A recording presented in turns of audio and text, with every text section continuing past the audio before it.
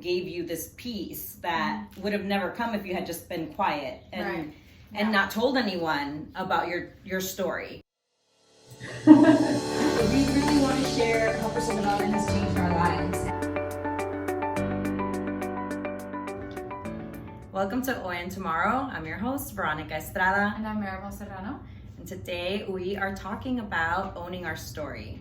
It's a very important topic and something that's actually happening in my life right now. And I wanted to share some of the insights that I've been gleaning from what's happening within my personal life and having this very powerful discussion with Maribel around the same topic as well. So we're very excited to talk about this today. We are. Veronica is in Los Angeles temporarily as she is completing a transition to Atlanta. And I asked her, what is something that's inspired you or that you've learned through this journey? And she said owning her story, and I was immediately excited because I completely understand the joy of owning our story, what it's been and where we are now. So you're moving, like it's pretty much official at this point. Right. What's showing up for you? It's been a roller coaster because I had my storage unit here with the rest of what was my life before COVID hit. I thought that I'd be back here a lot sooner than 9 months later, but here I am. So I had a lot of space from my actual stuff and my story, and now to come back and open the boxes from the storage unit and look at basically all my achievements and relationships and experiences that I've had has been so powerful, and that it just makes me appreciate what I've accomplished, where I've been. And I know now that my future is completely wide open and I can actually do anything. So it's been a really healing process. Yeah, because I saw you shared on social media a receipt from when you got your dream job, and it was a $600 meal that you gave to yourself as a gift. And I've been in that situation when I'm sitting in my room and I'm going through old items and old receipts, and I'm like, oh my gosh, that's right, I did that, and I did that too, and I had this awesome experience, and there's this like joy, but then there's like, oh, and then but now it's gone. Like, what does this mean, right? The like, melancholy that comes also, right? Yeah. But there's also a beauty about owning our story and what you're being like faced with right now as you move, and all the memories that are coming in, because you realize how much you've accomplished, how much you've done, how much you've experienced, and so and lived with other people in community.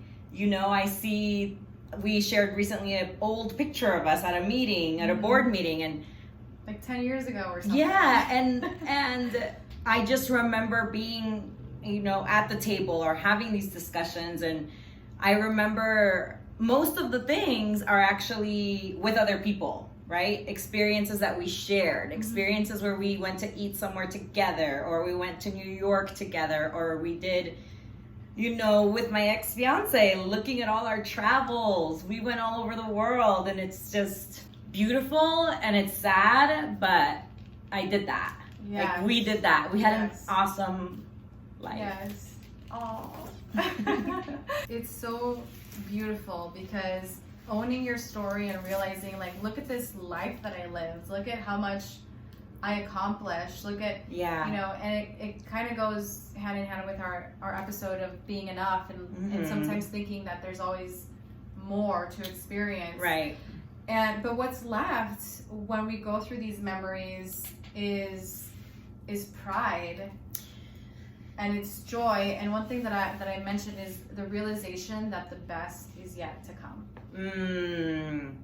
It rings so true, because at that moment when those things, beautiful experiences were happening, that was the best that at one point was yet to come. And we lived it and we did it, and now we know that the best is yet to come again and again, and it never ends. And that's the beauty of being alive and aging and looking back at our story, you know, because the flip side of this is I didn't necessarily have to feel pride when I look back.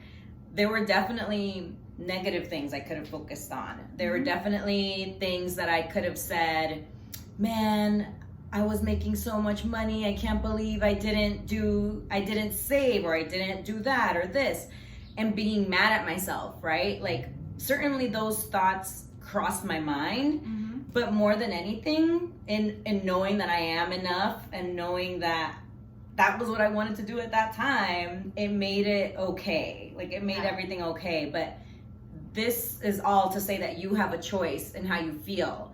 You have a choice in what your story is. You have a choice to look back and think of all the horrendous experiences you had with coworkers and how much you disliked a certain position or a certain manager or job, or you can look back and focus on what you did like. Yes. Who was your favorite person? Was it the IT guy who was always there and had your back? What are the good things? Yes. And we encourage you, and we're here to inspire you to always look at the bright side. Always look for that lesson. And your growth. I'm thinking about a job that I had in the hotel business where it was a time that I didn't feel capable, and I hated the job. And every day I was angry and having to solve problems and mad at myself for not being able to attain a better job because I didn't have a social security number. And I was just feeling so powerless. And now I can look back at it, right, like you said, negatively, as, oh, I hated that job and the owner wasn't X, right, blank. But instead I'm realizing it taught me so many leadership skills. I became an operations manager at a very young age. I was leading a team of about 20 people at the age of 23. And I was managing so many different aspects of the business that it sharpened my growth and my leadership skills. And so why not realize that and own, like, that actually shaped so much of my growth, my professional growth. Absolutely. So, that's totally beautiful. understand. It also makes me think about your endeavor with your documentary, My DACA Life, and how you chose to own your story in a very creative way. And I'd just love to get your thoughts on that. Yeah, when I first decided to shoot and tell my story on film, I was very young. I was 25 when I shot my first 30-minute film. And for me, it was almost resistance of, oh, I'm disempowered, I'm oppressed, like, I can't move on the way my peers or my friends are doing it. Like, I'm gonna turn the worst thing that happened to me into the best thing that happened to me. And it was scary because I was expecting people to judge me, and I was expecting that I'm gonna tell this story and people are gonna think, oh, you're one of them, oh, you're undocumented, oh, you don't actually belong here, oh. And I was prepared for people outcasting me and opening up about being undocumented. And instead, what I got was so much support and so much love and acceptance that, to me, it was shocking. Right. Because I had learned through media and other conversations I had that, like, people like me were frowned upon. So I was willing to, like, handle that, and just accept it. And it's going to be sad, but I'm going to do it anyway.